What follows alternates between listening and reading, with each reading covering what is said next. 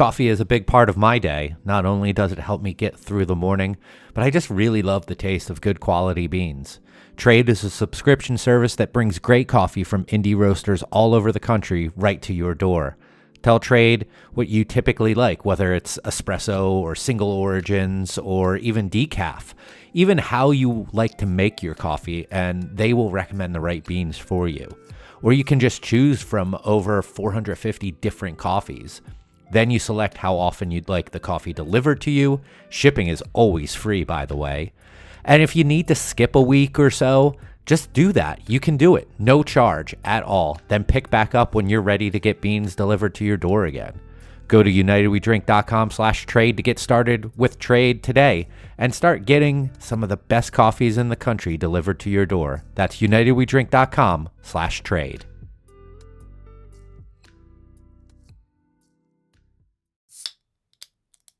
The opinions and statements in this podcast do not represent those of the host's employers, coworkers, family, or imaginary friends. Now enjoy the show. Happy hour? More like amateur hour. Welcome to United We Drink.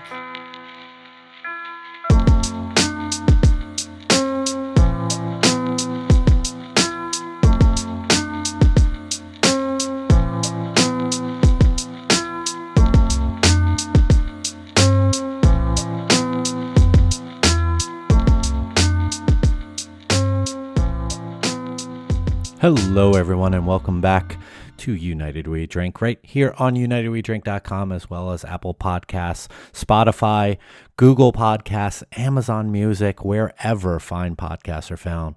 My name is Mike Urevich, and I am doing this one alone. That's because we have a guest today, a very special guest.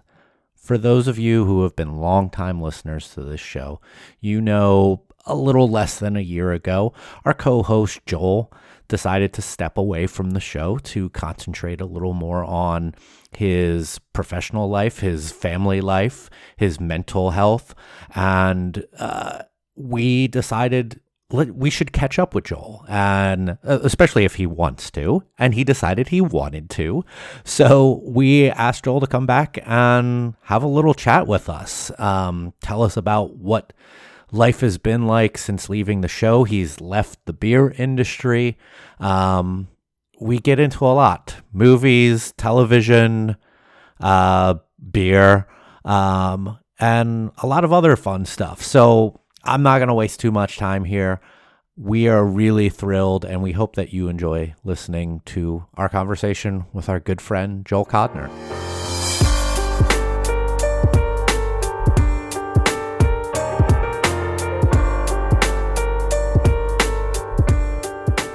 Joel, I gotta say, I saw you like a month and a half ago. Your face looks very thin from the last time I saw you. Have you lost weight? Yeah, a little bit. It's mostly I've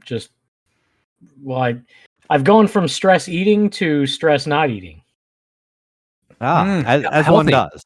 Healthy. Yeah. I like that. Ebbs and flows, peaks and valleys. Yeah. It's all very deceptive. I mean, I'm wearing a hoodie that no one can see at this moment, so no one knows what you're talking. It's always good to start off a podcast talking about things people can't see, but it makes them stick around longer because they hope that they will eventually see it. Well, podcasts are a traditionally visual medium. We know this. It's very, very widely known. That's why it works so well and is so engaging. It's all very deceptive, though. I mean, if I were to pan the camera down in a smaller shirt, you'd probably say the opposite. Just don't go too far. Don't go too far. then we're gonna lose people. Then we're losing them now. Quickly. We're losing them now. I don't know if we ever had them, Mike. So this is true. How long's it been, Joel? 11 months. 11 months since you left the show? I'm pretty sure, because I think I left right around the time school was starting last year. That makes sense now that I'm thinking about it. I wish I would have remembered that, because then I would have scheduled you on the anniversary so we'd have a proper year away. So that's totally my fault. I dropped the ball. Not the first time. That is your fault. Noted. and that is now in digital writing, so everyone knows that you're terrible at this. Everyone already knew Mike. So, and also time just naturally drags on longer now. It's a fact. So we'll say it's a year. So in that time, you have left the industry. Yes. And pretty much started something brand new, like started in a field you never worked in before. Yeah, I mean, it's a relatively new field. I've certainly had my share of cubicles that I've sat in, but basically, I'm working for a company in Palm Beach Gardens that helps small businesses qualify for the employee retention credit, and I am what's considered an analyst, meaning I will go through companies' financial records, revenues, payrolls, things like that, and determine how much Uncle Sam owes them. And this Not is the government, but just like your Uncle Sam. Right. Okay, just want to make sure. not Gotta be not accurate the here. not the Uncle Sam or Sam the Eagle, Uncle Sam from the Muppets, right? Not him. He's broke. Guys, have we started the show? Has the show begun yet? I just want to make sure. Yes. Are we Sure, the going? audience is because wondering the same thing. obviously, because I'm making it as weird and uncomfortable as possible. I think the moral of the story is, Joel, we have missed you. We don't know how to function without you. And now that your beautiful face is up on our screens, we're just flummoxed. We really don't. Usually we start talking about like I was what just about to beers say, we're I don't know if I drinking. know how to function with him.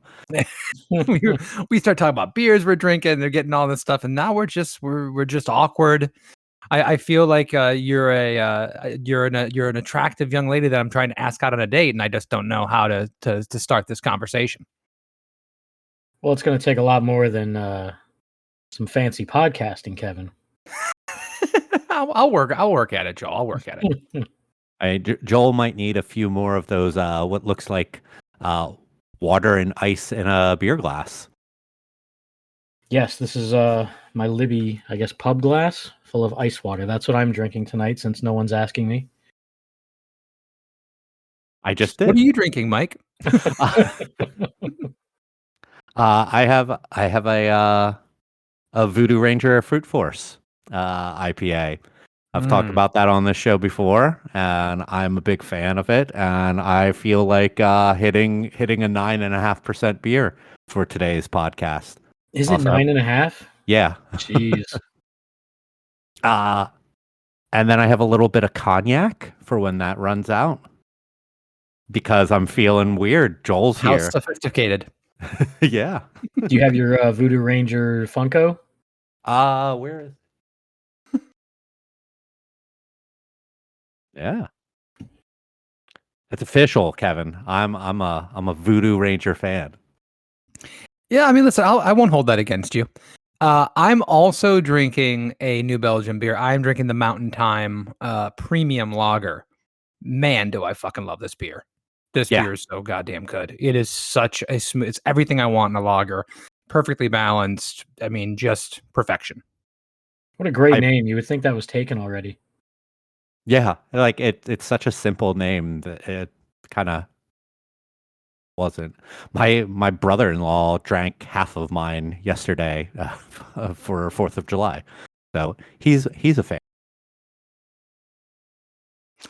Well, it was definitely my favorite beer when it came to the mix pack that I picked up from Costco was the Mountain Time. We were very briefly talking about it before the show about the new Fat Tire, Kevin, because that was in that pack as well. And you've had it, I've had it.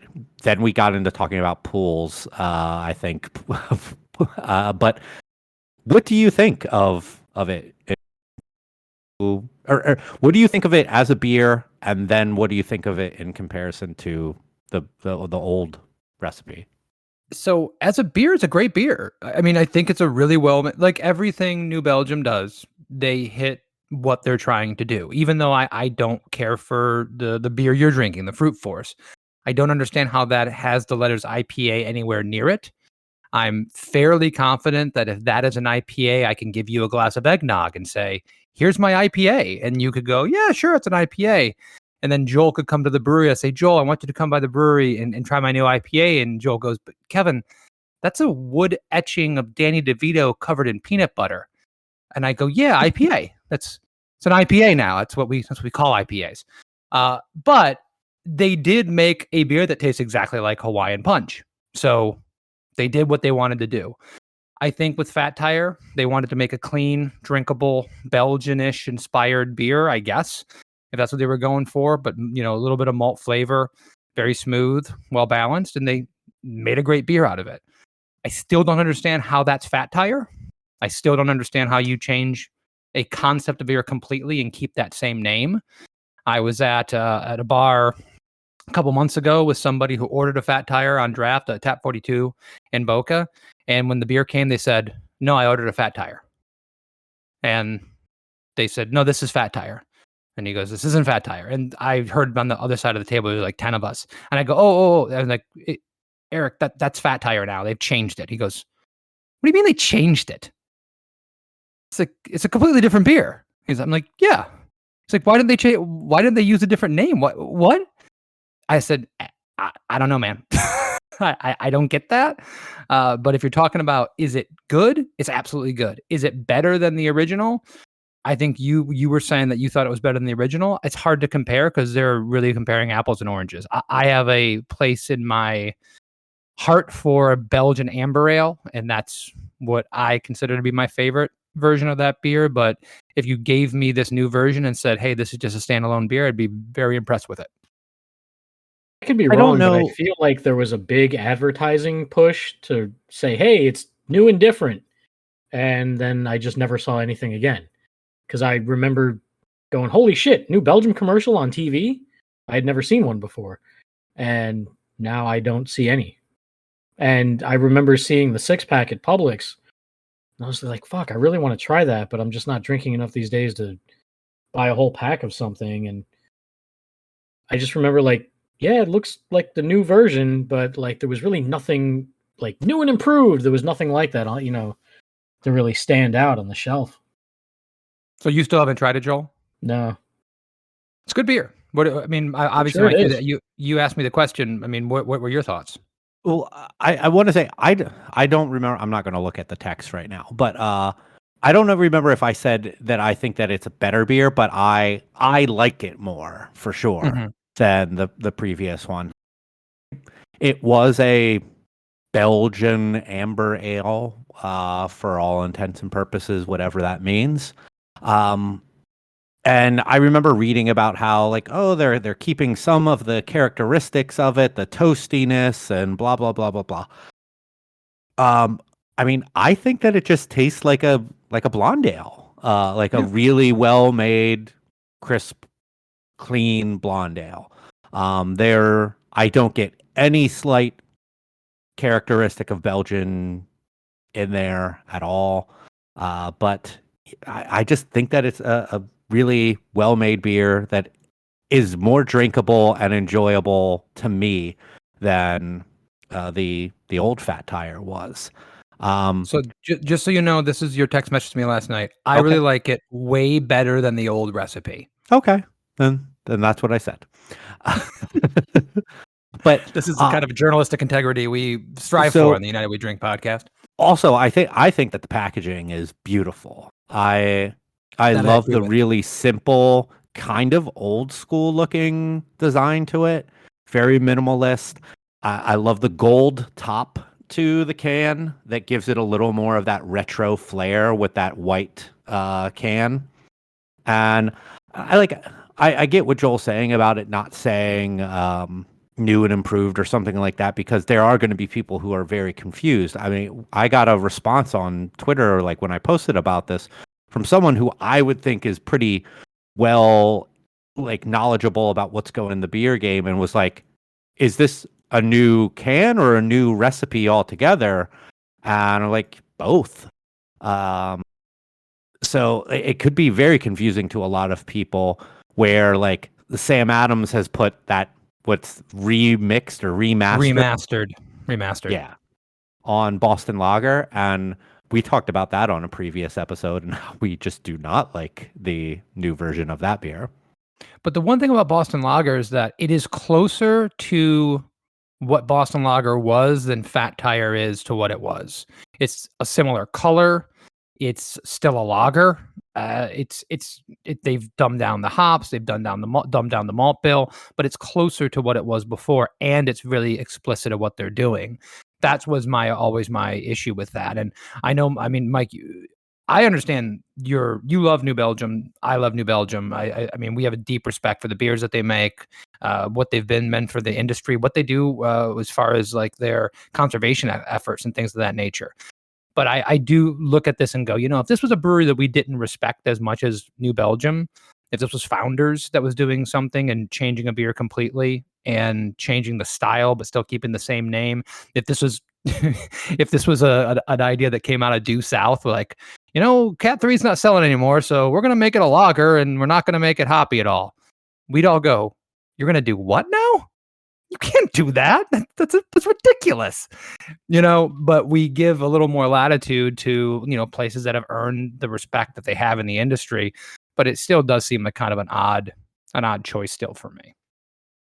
I just think that you really have to communicate the change because, I mean, I turned down a job offer once because the brewery was like, yeah, our brewer quit or we fired him or something, and he took all the recipes with him. So I hope you know how to make lager and a bunch of other stuff. And it's like, well, yeah, I do, but you guys have been around for like 20 something years. And I don't want to be the guy who comes in here and has to hear everybody going, what'd you do to the beer? You know what I mean? Like I believe in consistency. I mean, I believe in improvement, but I'm not just going to go in and start changing shit because I have to and then listen to everybody go, what happened? And funny enough, that guy went back to work there. Yeah. So they didn't have to worry about that.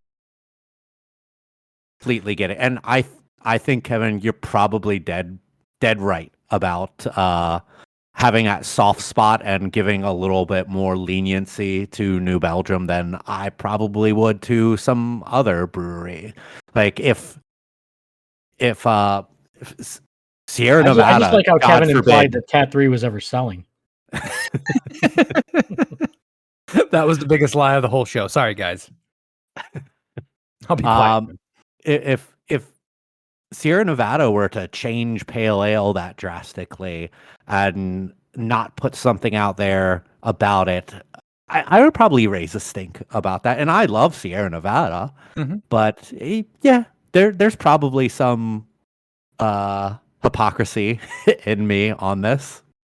There is nothing more admirable than admitting your own hypocrisy. And we all have it over different brands, things that we love, TV shows, what have you, the beer industry. I mean, we've definitely displayed it. Each and every one of us, you could go back to shows where we've railed against something and then talked about how much we love different versions of that an episode later. So it definitely happens. At the end of the day, it's also they made a good beer, and that goes a long way. See, Sam Adams was much more transparent with what their changes were. And the beer kind of stinks. I think I'm much more likely to buy Fat Tire than I am the new Boston Lager.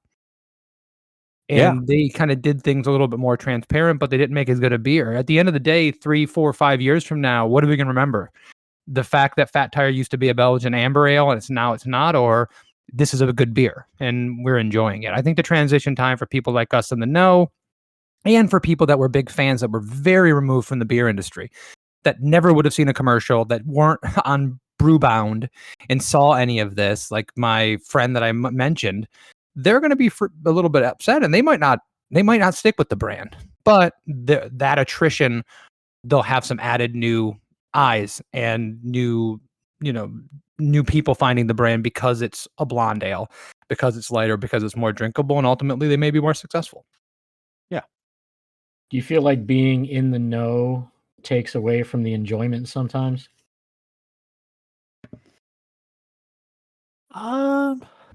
Possibly. I mean, it's like a kind of a wrestling thing, a suspension of disbelief, like allows you to enjoy the product more than when you know what is going on. It I think it's a I can double-edged see it sword. both ways. Yeah. I mean, I enjoy this Mountain Time lager probably more than people that are not in the industry because I know how good it is. I know that this beer is not just easy to make, that this beer is not just another lager, like many people would say on Untapped, just another lager. No, that's a perfect example of a lager, right? Of what you're trying to accomplish there. So I think you get that great appreciation of a style, or you talk about Sierra Nevada Pale Ale, you talk about some of these classic styles and you love them even more. And then you're probably a little more hypercritical about other things and make you maybe not like them as much as you would like to. I mean, I'll give you that example. The beer that you're drinking, Mike, is objectively a tasty beer, if you want to call it a beer. It's objectively a tasty drink, right? I can't really appreciate it because I don't understand how it's an IPA and it's just not my thing. But if you just handed me that and said, "Hey, at a party, here's a drink," I'd go, this just fucking tastes like it's like the alcoholic Sunny D's and the alcoholic versions of all these juices and drinks that are out nowadays. I'd be like, wow, this is really impressive. But I know the industry a lot, and I'm more hypercritical of those kind of things and stylistically and things of that nature. Well, I'm glad Mike used a wrestling analogy because that's kind of where I was going with it as well. You know, back in the late '90s when I was into wrestling, we went to a non-televised, what they call a dark match down here in Miami, and I was so into it at the time that I was reading up like all the news I could possibly soak up online to where, it gets to the point where it's like, oh, well, Undertaker's not going to be at this show because he injured his groin, not because he's been buried and he's in hell, like the show would have you believe. um, Even though you wouldn't really believe that anyway. But, what I'm saying is I like when you're believe. just so in the know and how the sausage is made, you're not as inclined to enjoy it, I think. And that's something that I've learned recently, like really applies to so much because like I'm really big into like film and TV and stuff now, and I follow a lot of blogs and reviewers and things like that, and they all talk like beer people. Like they think this movie is going to be huge and it's got this director and this cinematographer. And I just want to go, guys, like my father-in-law, who's I think 73, like does not give a shit about any of that, doesn't know about any of that. Is it good or is it bad? Like, does it suck or does it not? Because, and that was one issue I had with the beer industry and all its quality focused problems is that you see all these really tiny breweries fighting for shelf space right next to macro breweries and giant craft breweries who have the quality control in place. And, you've got these fucking little supposedly higher quality local artisanal beers ready to fucking explode on the shelf. And the average person who walks in, they just see products on shelves and they've got cases and labels and designs and pretty designs and all that stuff. And it's not the same. It's just not on any level barely. And I think that really gets missed, whether it's beer, or entertainment, or anything like that. It's just people really forget about just the average person who doesn't know shit. I think that that's a fantastic analogy, especially like as you were talking about it. I'm sitting here thinking about like the film industry and how like the Oscars are practically like GABF in a sense that like your winners aren't always your best selling like your winners of GABF aren't always best selling beers, and the winners of Oscars aren't like the highest grossing movies out there. There's movies that sell and movies that pull in tons and tons of people, but they don't win stuff because that's what the general people want to see. And and especially with now laws that are going to be rolled back about like ownership on theaters, and now studios are going to be able to own theaters and can push out certain movies. Like there's so much of like the alcohol game that you kind of see in that that makes it seem, wow, that is, yeah, just like beer. Yeah, I mean, people were Well, genuinely you also have shocked. Sorry, go ahead. no, please, Joel. No, I was just going to say that, people were genuinely shocked a week or so ago when Indy 5 came out and fucking bombed. And it's, the insiders are like, oh, it's James Mangold. He directed, Logan, the final Wolverine movie, and Harrison Ford is back, and it's his swan song, and it's going to be amazing. And like, people today just don't give a shit about that. Like, kids are not going up in the attic and grabbing grandpa's fedora out of the old suitcase and a piece of rope like it's a whip and running around the backyard playing Indiana Jones. I mean, they're just not. It doesn't have that same kind of continuous multi-generational appeal. There haven't been any TV. There hasn't been a sequel in like 16 years. There haven't been any shows to keep the IP going. It's just another cash grab, and it sucks.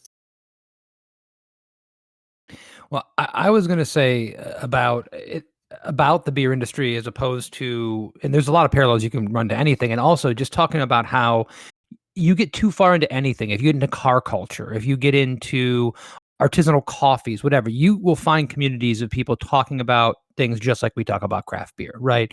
Your example about the television and film industry, the barrier to entry for beer though is so much lower.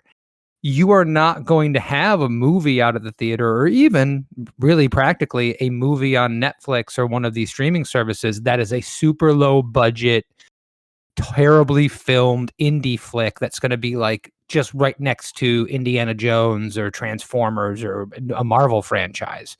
Well, Whereas then you, in the my beer friend, industry, do not watch Tubi. You're right, I don't. If you have the free Tubi app on your streaming smart TV, I cannot recommend a nice weekend-long hate watch on Tubi, because right next to, like, I don't know, Patriot Games or something, another Harrison Ford movie, there will be like that bitch bad, and like Tubi was trending on Twitter the other day, and I'm like, all right, let's see what this is all about. And people are just posting clips, and you could probably still look it up. It's the funniest shit ever. I saw a woman get beaten by a guy. It's like one of these, like, I don't even know. It's some kind of crime movie, some piece of shit. I saw a guy like beat the shit out of a woman, shoot her in the head, and walk away. And then a minute later, she wakes up and crawls over to her purse, gets her phone out, and goes, "Hey Siri." And I started fucking dying laughing. This woman was just shot in the head and killed, and now she's telling Siri to send someone her location. I mean, the funniest shit I've ever seen. Anyway. Oh, by the way, I have a new movie coming out on Tubi next week. Just thought I'd drop my plugs right now while I'm at it. That was my roundabout way of saying Kevin's wrong. Well, that's not surprising. Generally, to the general public, I think that the barrier to entry for beer and like kind of the low budget stuff next to the expensive stuff or the big brewery stuff, it looks very, very similar. It's not obvious that this is a professional brewery. This is not obvious that this is an unprofessional brewery doing exploding cans out of a mobile canning unit, 5 cases at a time. And that's where I think you get into a lot of trouble. Anytime there is not some kind of delineation line between, mass appeal, quality, I mean, all these different things we can talk about, it has the potential to turn people off of the whole industry or get people to go into a narrow scope of the kind of things that they like to drink. And, you do see similar things in the restaurant industry, right? There's, a mom and pop restaurant that makes great food right next to a pretty crappy one, and it might look relatively similar until you actually eat the food. So there are correlations all over the place.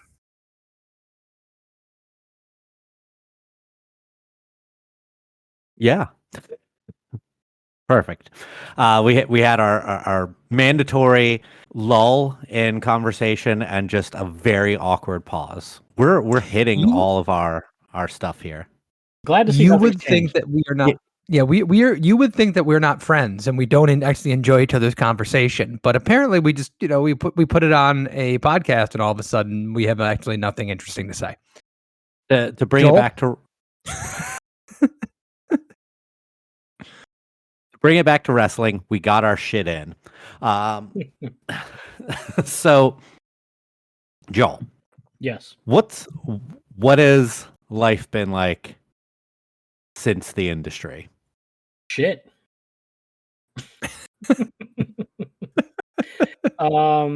Yeah, I might have jumped the gun a little too soon. I mean, I think I've told you guys on the side. I don't really necessarily regret leaving the industry. I mean, it just really wasn't going where I wanted, and I felt like it was changing in a way that I didn't fully agree with, and I didn't like all the trendiness over quality, even though that's not necessarily what Barrel of Monks is, and certainly nothing against Barrel of Monks, but overall, just kind of watching the industry throughout my career and seeing the direction it was taking, I wasn't very happy where it was going, and it didn't excite me for my future prospects, whether that would be something of my own or whatever. And I certainly didn't want to uproot my whole family and move somewhere else, like Chicago or wherever, where the beer scene is a little bit different. But I probably made the move a little too soon. I didn't probably fully flesh out my options, and just kind of took the first thing that came along. And that was something I don't recommend. But it's not so much the job itself. I think it's more along the lines of starting over, especially at this age. The idea that you're no longer the guy in charge, or like I'm just kind of at the bottom of the totem pole. I don't totally feel trusted, respected, that kind of thing. It's very jarring. It went a lot differently than I was expecting. Because I remember thinking back to my younger days when I was in a cubicle and absolutely miserable, thinking, like, oh, this time I'm going to kill it. I'm going to kick so much ass this time and approach it in a different way. I'm approaching it from more of a sense of maturity and responsibility, because I never took those shitty cubicle jobs seriously before, because I didn't think, they had anything to do with my future, and it was just all temporary, which they were, but that still doesn't mean I shouldn't have given them a better try. But this place, I mean, it's going fine. It's just a little bit different than what I was expecting. My commute is kind of rough. I mean, after I get off this podcast, I'm going to have to get right back on the laptop and prepare for 3 meetings tomorrow. So don't really have the balance I was hoping for yet, but I mean, I'm only 5 months in, and there's some interesting opportunities coming up. I will be at the Florida Brewers Conference in, I think it's second to last week of July. I forgot the dates. I think it's 22nd to 24th. But we'll have a booth there, and we'll be talking to breweries about qualifying for the employee retention credit. And there just seems to be like a lot of bad information going around. So hopefully you can kind of put a face to the company and show people that, hey, a brewer can do this, and it's, not all what you think, kind of thing. But yeah, that's pretty much all I've been up to. The good thing is that I have seen Across the Spider-Verse 3 times in the theaters, and we're planning for a 4th this Sunday.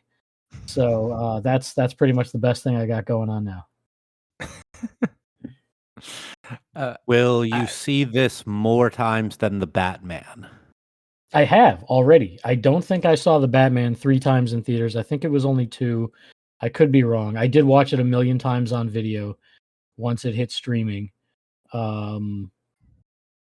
Which did you enjoy more? Spider-Verse, 100%. Really? Yeah, with the Batman, I was so enamored with the idea of it being so gritty and realistic and ground level and true. Like, there's almost zero fantasy in it at all. And but with the Spider-Verse, there was a moment very early on where I got very giddy.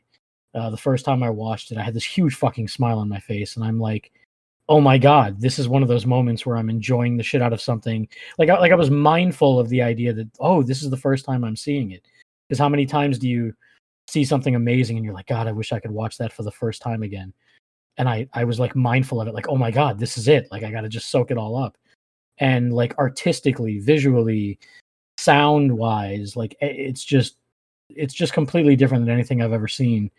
And I was just completely enraptured and captivated by all of it. And then there's all these emotional beats of father and daughter, mother and son stuff going on that just rips your fucking heart out if you're a parent, which I mean we all are now.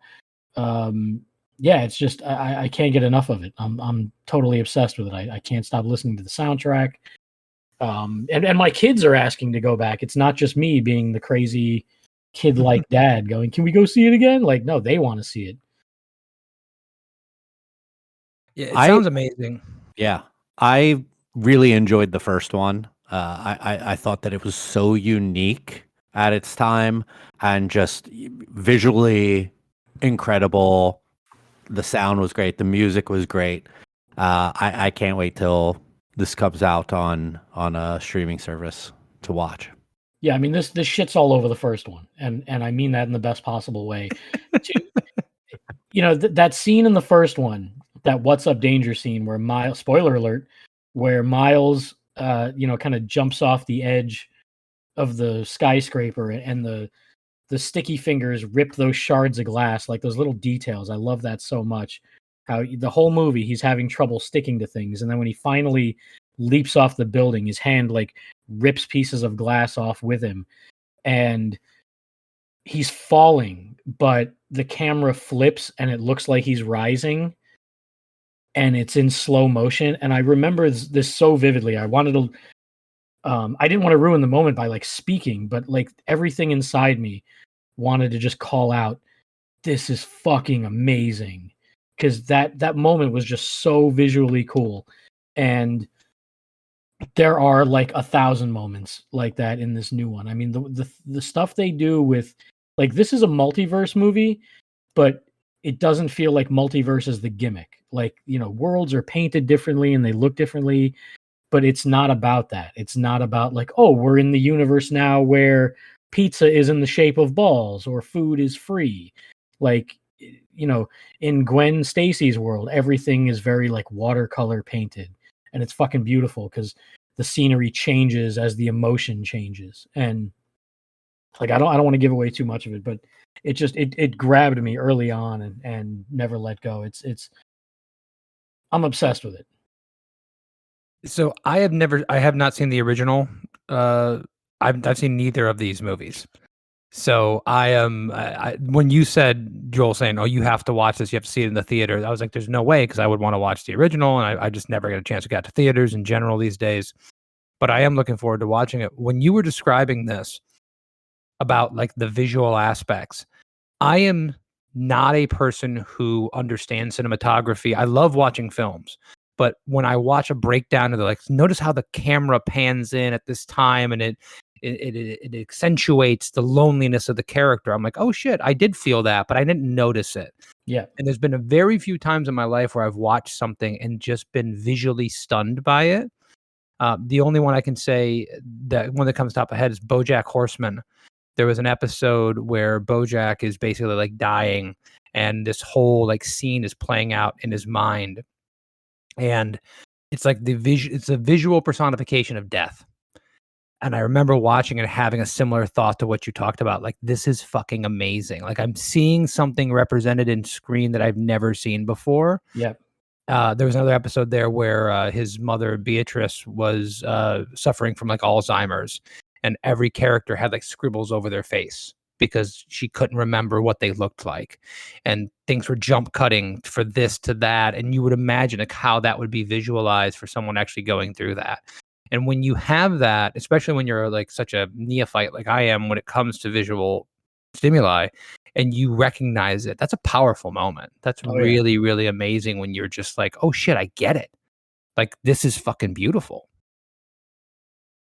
It's really incredible how you don't realize how well someone accomplished their job at emitting an emotion from you until someone breaks it down for you and shows like this is what they did to induce that, and you're like, holy fuck, like, and they did. There's such an incredible art to making television and cinema like that, and it's yeah. I don't know the slightest thing about it. And I feel like because I understand photography a bit, I should. But man, there's just so much to cinema like that that is so purposeful, and we 99% of the time never know it. And because they wanted to get that emotion out of you, and they did it, and you never thought that like that was a purposeful thing. Well, I wanted to go back to something that, Joel, you were giving us a rundown of what you've been going through and kind of, saying something like, oh, maybe I jumped too soon. Man, I can't tell you how much I respect just your honesty when it comes to those kind of things. A lot of people would be in a situation where they'd be like, oh, no, everything is sunshine, roses, everything's perfect. And I see that a lot in other friends of mine and other conversations we have, but it's a similar conversation that we have, or I have with like my neighbors when they come and they're like, "Oh, how are things going at the brewery?" And I never go like, "Everything's going perfectly.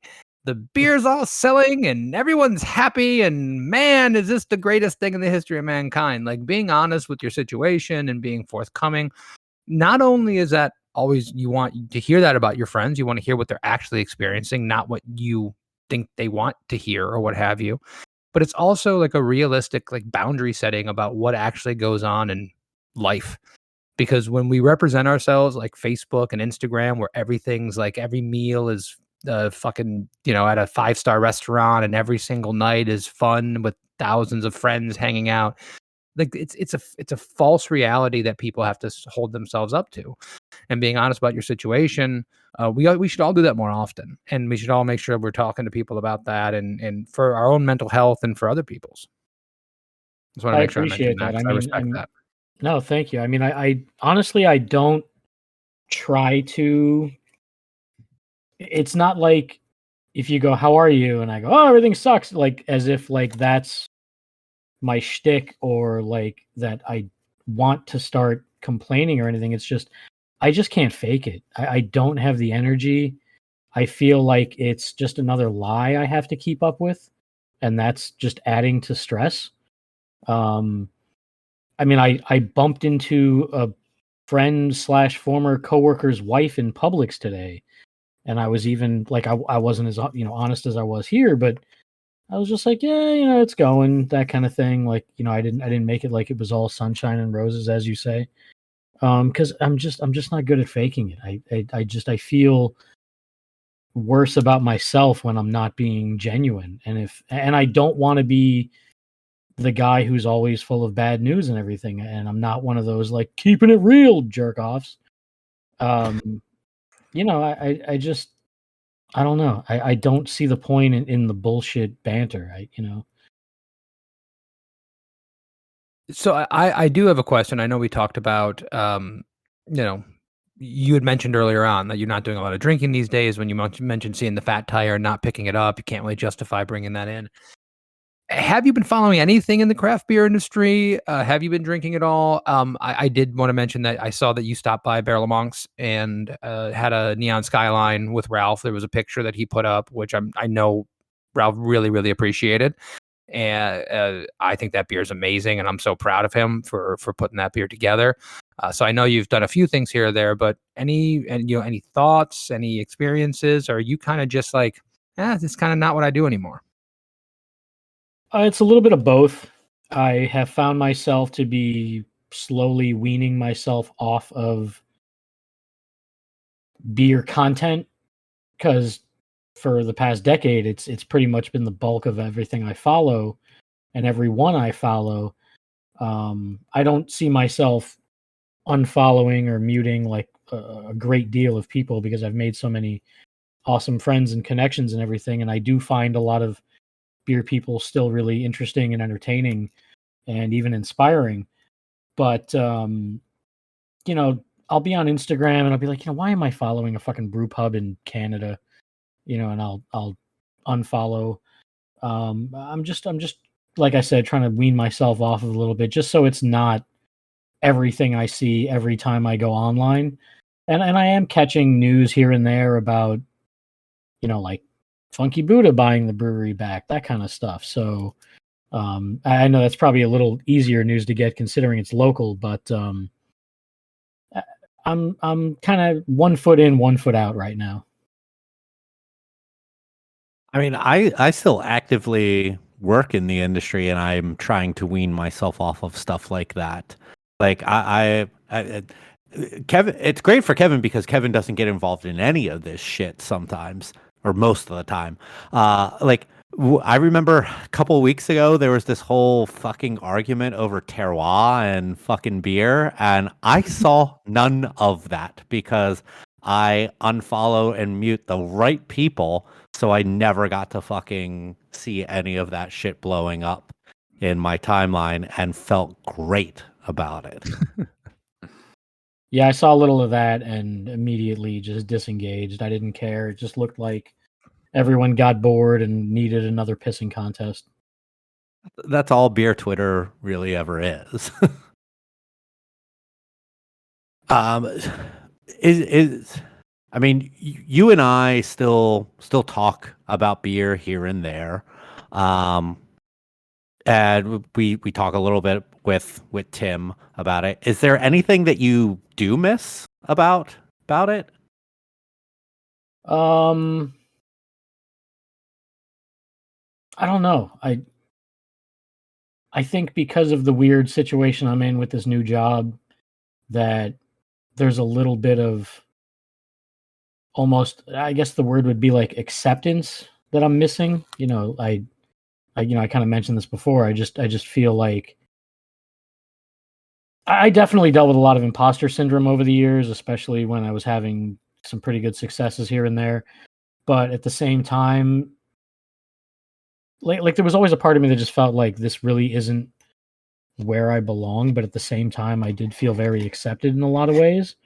And I could walk into a room, a tap room or whatever, and people are like, "Oh, what's up, man?" Like, it just felt like a peer, and felt accepted in certain ways. So, I guess that's kind of the thing I miss. I'm just kind of in the abyss right now.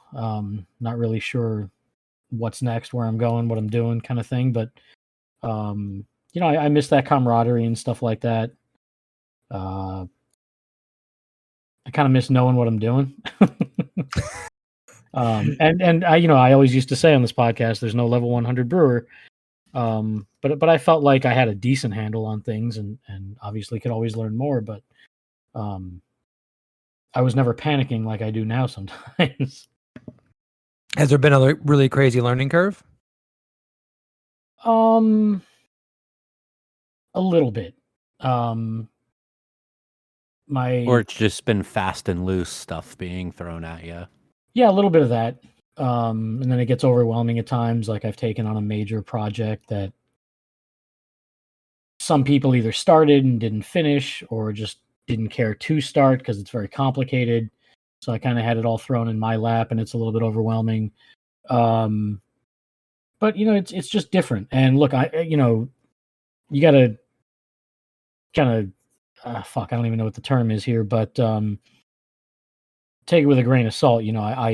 I do tend to catastrophize, and I've probably made certain things out to be a lot worse than they are. And I've had moments where I'll go, "What the hell were you freaking out about?" You've done this 20 times, but it's just, I kind of feel like a fish out of water still after 5 months. So I don't know exactly when I'll get comfortable. It'll probably just hopefully happen, and I won't even notice it.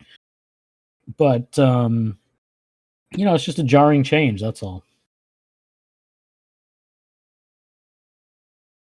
Are you looking forward to anything like at the new job? Like any certain challenges that you're excited to conquer or learn about?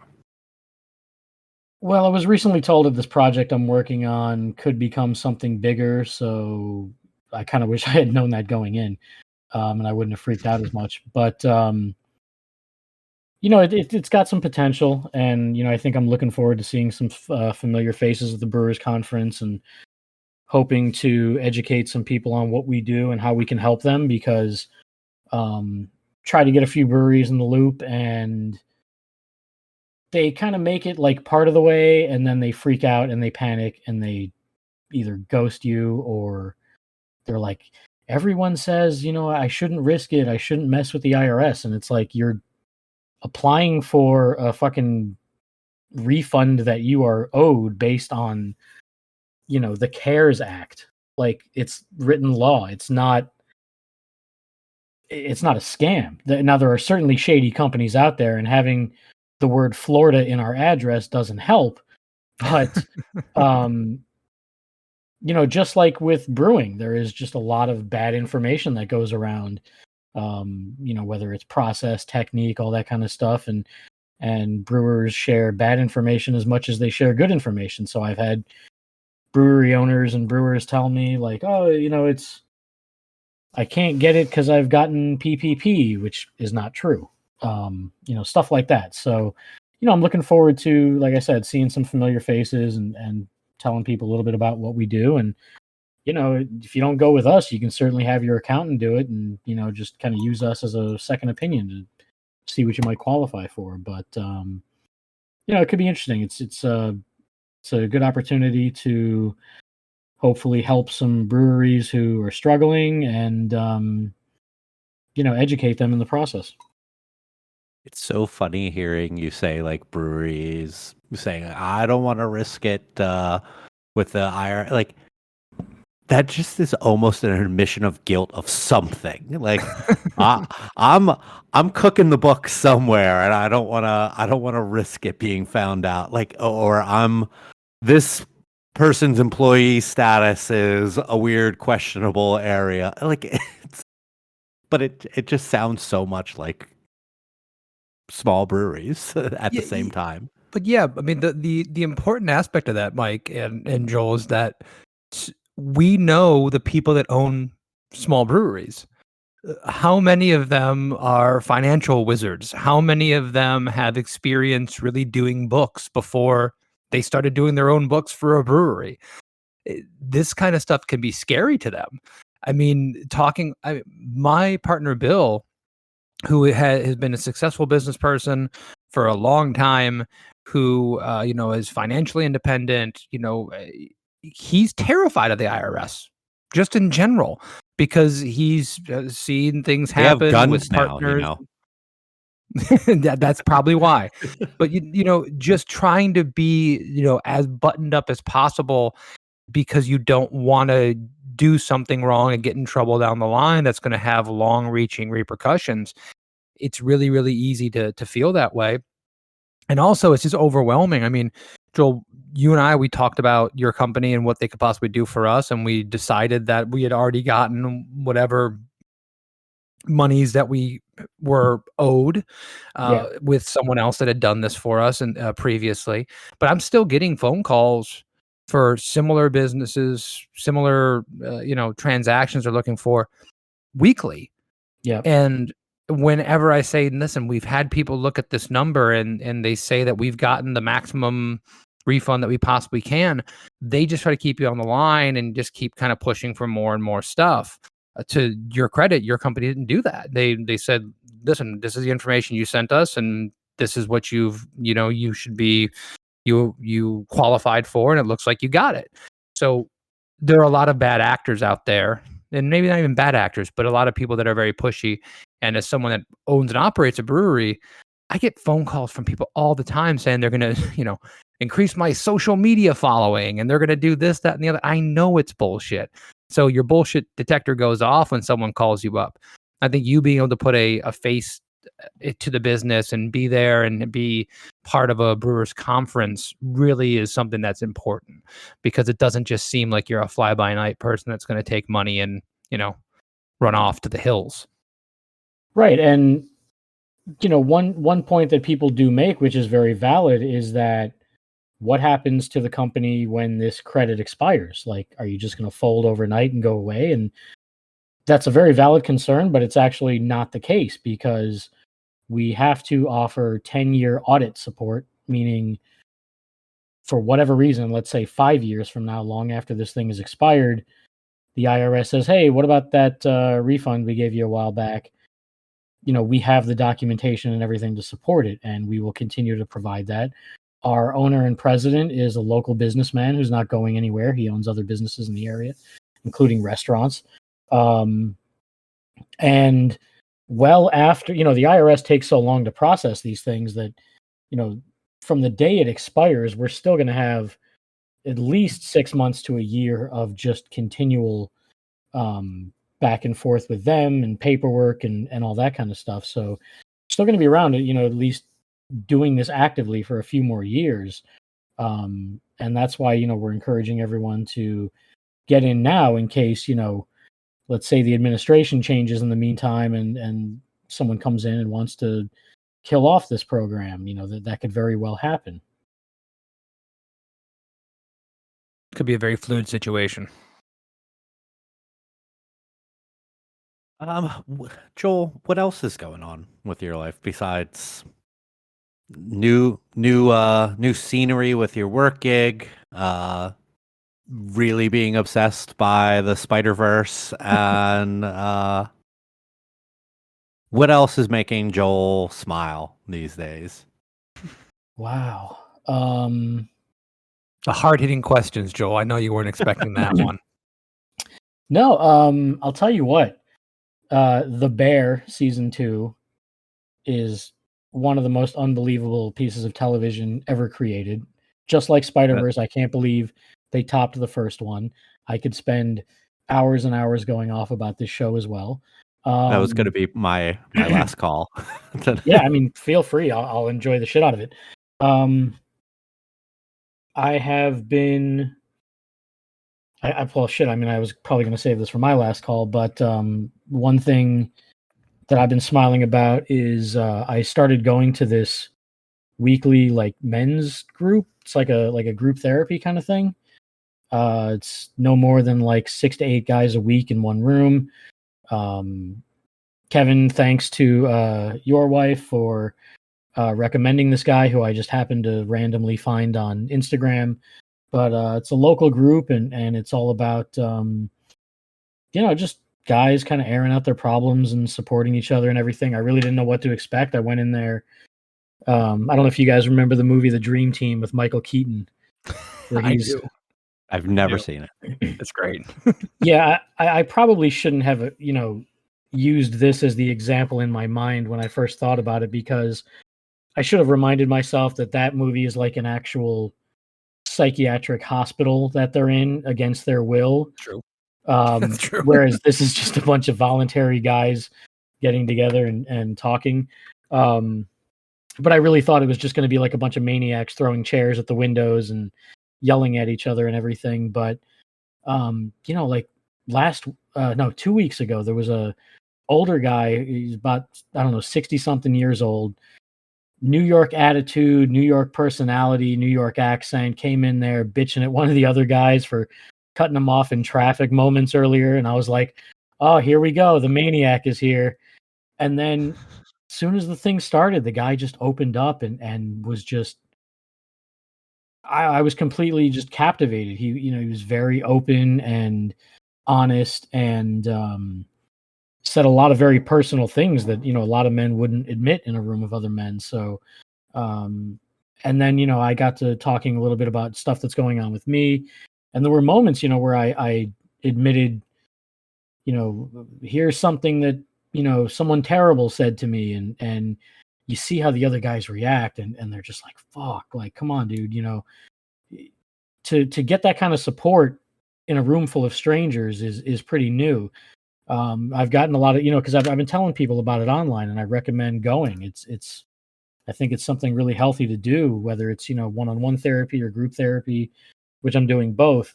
But people were asking me what's the deal with the group thing? And I said, I think the main difference is when you talk to a therapist one-on-one, you often hear something like, you're not alone. But when you sit in a room full of other people, you know it. Like, you really know it, that you're not just the only one going through it. And, hearing some of these stories, man, I mean, people are really fucking hurting. And I've ever since, especially like since during the pandemic, I've told my kids things like, see that lady yelling at the cashier at Walmart? Like, you don't know what she's going through. Like, she may seem like, a terrible person on the outside, but, she may have just, lost both of her parents in a fucking fire or something. You don't know. And after like the second week of doing this, tomorrow will be my fourth. But like after the second one, I said to myself, like, I think this is something I'm always going to do. It's wonderful. Yeah, I remember you telling me about you were going to go, and then the next day asked you how it went, and you seemed so just like surprised and about it, like that you, for lack of a better term, that had a good time. But like you seemed very positive coming out of that, and that was such an awesome thing to see. And I love hearing you're continuing with it and like pumping it hard, like that it can be helpful to other people. I mean, look, whether it's group therapy or Spider-Verse or whatever, when I find something that, because, like, I mean, you guys know me, like, I'm not thrilled with the human race or the way the world is going. But, when I find things that I really enjoy, like, I will pump the shit out of them. And in this case, especially when it's something so personal, I mean, I was just very relieved because when I first went in there, I was nervous. I mean, I was visibly shaking. My hands were shaking. I didn't want to be rude, but I kept looking at my watch because I have a Fitbit, and I wanted to see my heart rate. I didn't want them to think I was checking the time as they were speaking, but I couldn't help like watch my heart rate because it was like 110 at a certain point. And then when they called on me, like my voice was breaking and shit like that. But afterward, I was just like, man, I want to keep doing this because like, guys were like, exchanging phone numbers afterward and going, if you ever need anything, just reach out. Sometimes, they'll say like, sometimes I'll just randomly text one of you guys if I'm going through something. And I'm like, dude, please, like, I don't know you. I just met you an hour and a half ago, but like, you already feel like, I don't want to call it like a brotherhood or anything, but it's just crazy to find support from total strangers. I mean, the human experience is vastly more the same than it is different. And if you hang out with or get around enough people and you experience a vulnerable experience even more so, where you're apt to open up in a safe space, you're going to find that you like people. And it's wonderful that you get a chance to hit that experience and that you kind of rode that roller coaster of that, super intense feeling, which obviously was physiological for you as well as mental. But prioritizing your mental health, Joel, I'm so happy to hear that. I mean, even though we are peers, and I'm I am not your elder, I'm proud of you for doing that because it's so incredible. And I've had the luxury of seeing family members be in a similar situation, and the transformation that people can get with doing any kind of prioritization of mental health is just incredible. Thanks.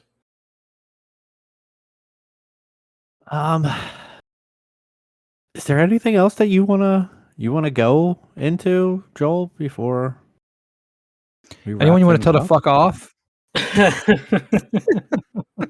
Now that you're Yeah. out, let's open it up. The penthouse to the outhouse. Let's do it. Yeah, Amazon can fuck off because I was supposed to receive the new Art of the Movie book from the Spider-Verse that was supposed to arrive today, and then I got an email saying it's delayed and I need to approve the delay, but I can only do that from a desktop computer. So I don't know when that's shipping, but thanks, Jeff Bezos, you fucking bald asshole. I don't think he can hear you right now. I think he's on the moon. I think that's where he lives this time of the year, or under the water. It's one of those things. It might be under the water trying to destroy the moon. There's something going on there. That's it. Yeah, I read that on his newspaper. All right, let's get into doing last calls. The time in the show where we give each other an unspecific amount of time to talk about whatever it is that we want, and it is uninterrupted, unopposed, unobjected. Joel, our friend, to start things off here. Man, I feel like I did like 6 of these already in the past hour. Well, looking Dig at deep. all the what's that? Dig deep. Well, looking at all the Batman toys and memorabilia on my desk here, I saw The Flash recently, and although I have just spent an hour praising Across the Spider-Verse, I will say that I am a bit sick of the multiverse overall. Um, I loved the movie, even though it completely bombed at the box office and no one gives a shit about it, and it's never going to have a sequel or anything like that. Um, there was a moment in the movie where a particular character dies, and you realize that they have set you up for the idea that not only is this character dying now, they're probably dying the same exact way with just little tiny variances 10 million other ways in 10 million other universes. They kind of set you up for that. And I'm just thinking to myself, like, well, then none of this matters. If this character, well, character is really spoilers. If this person dies, why do I care? What are the stakes? There's no weight to it because I know they could just be back in another movie in a year. So I feel like Marvel kind of fucked up by putting all their chips on the multiverse for this particular phase. I know The Flash is not Marvel. I'm just saying everyone's doing the multiverse thing now, and it just kind of feels like it doesn't matter. Across the Spider-Verse doesn't do it this way at all. It's more about the story and the characters and not just the gimmick of, like I said earlier, oh, things are this way in this world. It's not really like that. It's more of like almost like a Back to the Future kind of thing. But yeah, I wish they would kind of get back to story and character and less about the gimmick of different universes, because ultimately it just doesn't feel like there's any weight to these massive things that happen. And I'm getting a little tired of the spectacle. The big CGI showdown at the end. I'm finding myself wanting to pull back a little more, less budget, more, heartfelt. Make it about the people and the story again, and not just explosions. Because honestly, like the anxiety I've been dealing with lately, like I'm like a minute away from moving into a fucking mountain cave somewhere and just getting away from it all, because just the noise and the spectacle and the, like, even the fireworks yesterday, I guess a week and a half ago or whenever the fuck this airs, July 4th, I was like, all right, that's enough explosions. you know like I just, like, that's why I love the bear so much, because the bear is just holy shit. And I'll let Mike get into that in his last call. I guess I'll jump in then. As Joel kind of alluded to earlier, The Bear was a show that when I heard about a season 2, I thought that season 1 ended just fine, that you could have been like, you know what, end of series right then and there, perfect. It was a love letter to working in a restaurant, from high end to just mom and pop type of thing. There was such an attention to detail that people who have worked any more than a couple months in a restaurant would pick up. And I thought that it was beautifully done. And when I heard about season 2, like, all right, how the fuck are you going to top that? Or how are you going to even come close to, like, just equaling that? The Bear season 2 blows season 1 away. Where season 1 was a love letter to working in a restaurant, I think that season 2 was a love letter to just life in general. Um, we got so much development into the characters who were kind of secondary in the first season, while diving deeper into the backgrounds of the main characters as well. And I do not say this with an ounce of hyperbole in my voice that the episode The Fishes is one of the most beautifully done pieces of television I have ever seen in my life. Um, I was texting with Joel that it's top 2 or top 3 episodes of TV I've ever seen in my life. I thought about that harder. It's top 2, and I don't even want to rank. If there was a way to give an entire cast an Emmy for acting, they all deserve that. All the guest stars and all the main actors in that. Every writer for that episode deserves recognition. The cinematography, the directing, it is a beautiful, hilarious, heartbreaking episode that just takes you on so many rides within it. And I think it's an hour-long episode. I was just floored.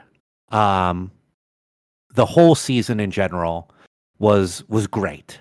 But man, that episode right there, kind of in the middle, just hit so damn hard, and I loved every second of it. And it just had me thinking for days about how well done it was. And I mean, I can't recommend more going and watching The Bear. And I really hope that you appreciate some fantastic writing, fantastic acting, and a great TV show. Hard to follow that. So I usually talk a lot about TV shows. I think I just talked about Moral Oral last episode, but I'll talk about something a little bit different. I mean, we're talking about a lot of TV and movie stuff. Winning is very important in our industry. Mike and I, obviously still working in the beer industry, but being competitive. Competition is everything, right? We have to win out. It's a capitalist society. Everyone needs to win.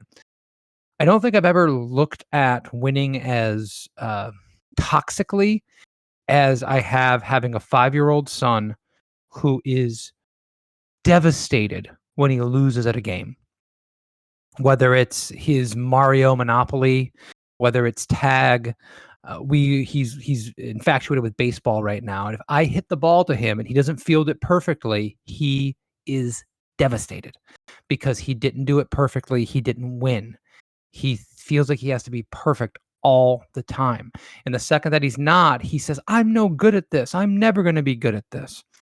And I harken back to when I was his age, and my dad probably had to fake losing a lot because I was the kind of kid who needed to win, who would be devastated when he lost. And we have a society where we are infatuated with winners and having to be the best at everything and having to, if you're the best basketball player in your high school, you're just the best, right? You're the best person. Somehow that means something when basketball for most high schoolers is the end game. They're not going to go on to play college or what have you. And I see that in my industry, and I see that with we need to have the most tap handles, and we have to be in the best. We have to be in all the supermarkets. We have to, not only do we have to be successful, we have to win. And by that, means someone else has to be unsuccessful for us to succeed. And it destroys me to think about that when I look at it through the context of my son, because all we want to teach him is that you don't have to win. And there's a lot of situations where everyone can win. Yes, you have to compete at some point. Yes, you have to go up for jobs against other people, and you have to be the person that's selected. There's no doubt there's competition in the world, but there's so many more everybody wins situations than we allow ourselves to be in. And all I want to do is help him find that. I want him to be able to be more comfortable with losing. I want him to be more comfortable with saying, I'm not great at that. So maybe that's not the thing I want to do. Or I love it so much, it's okay if I lose and I'm not the best at it. Either one of those situations is wonderful.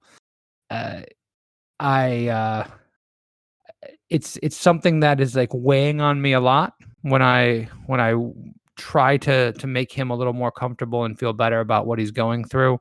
And I'm seeing it more and more in just my everyday life, and I'm just questioning it. Do I really need to win this? Do I really need to be the person that comes out on top?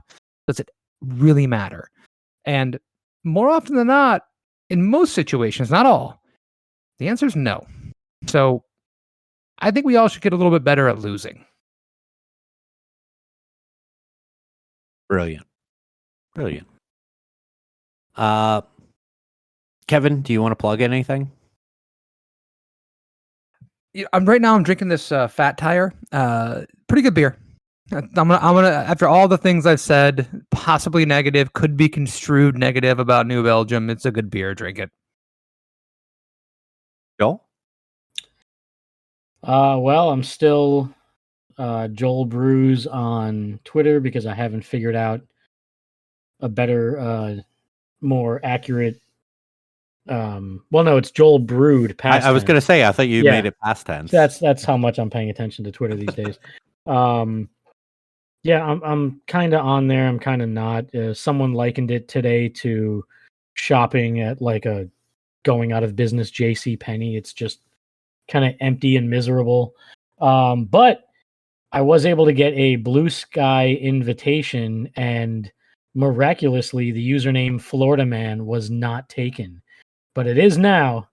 So find me on Blue Sky as Florida Man, even though I open that goddamn app and I'm just like, I don't want to do this again. Like, no more social media. Still Florida DUH Brewer on Instagram.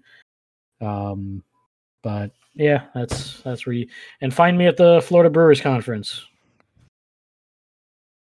Do you want to plug the company? Not really, because people have tried to cancel me and take my job before. So if they happen to find out where I work, great. Other than that, fuck off.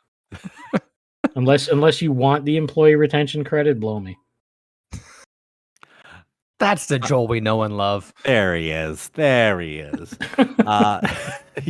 You can follow me at Mike Loves Beer on Twitter and Instagram. Also, now I just earlier today joined Threads, the new Instagram Twitter thing. So I'm Mike Loves Beer on that too, because it's directly connected to my Instagram account. So we'll see how that goes for an alternative to Bird app. You can find the podcast at United We Drink on Twitter, at United We Drink Pod on Instagram. We're on all of the major podcast services soon, not to be Stitcher, because they're stopping their whole podcasting service. So I won't have to say that one anymore in the intro that Joel always likes me doing. Yeah. Other than that, you get all the rest of the stuff in the outro after this. Joel, this was really fun to do and to catch up. Well, thanks for having me back. I hope to do it again. Yeah, maybe you can be a quarterly host or something like that. I was just gonna say quarterly. Mike, sometimes you and I are of the same mind. And we Very finish rarely, each other's but sometimes. sandwiches. I feel like I don't bring a lot to the table now that I'm completely out of the industry and I don't drink. I mean, I had like a double Scotch Bring Friday an appetizer. Huh? You could bring an appetizer to the table. I mean, that works for sharing. Bring some my of that dip. buffalo chicken dip. Yeah. Yeah. Well, but that's even better. I mean, I think, we had a good time I love catching up and talking about what you're going through and what you're doing right now. But I would love to just have you on and just go, hey, Funky Buddha, they have reacquired themselves. Go. Like, what do you think about that if you're not following it completely? I think that would be some really, really good insight into how you're feeling about all the things that we're living every day. That's what I thought you were going to hit me with, so I was prepared to answer that. We'll have that in the after hours portion of the show that you can find on our Patreon. We don't have one of those. Maybe we should. Joel is only available on Patreon. That would be a great way to really get some money for the show. If you want to listen to Joel, support us on Patreon. People are like, "Am I really paying $5 a month just to hear the C word?" And other people That's will be like, cracked. "Man, I fucking best $5 I ever spent."